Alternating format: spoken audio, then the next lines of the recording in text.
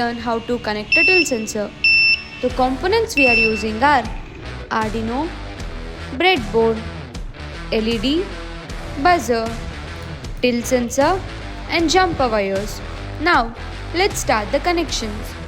Connect the tilt sensor to the breadboard. Connect the LED and buzzer to the breadboard.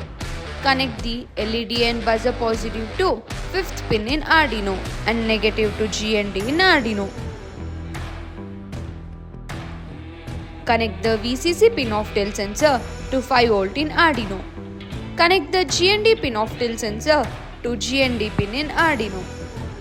Connect the output pin of tilt sensor to 4th pin in Arduino.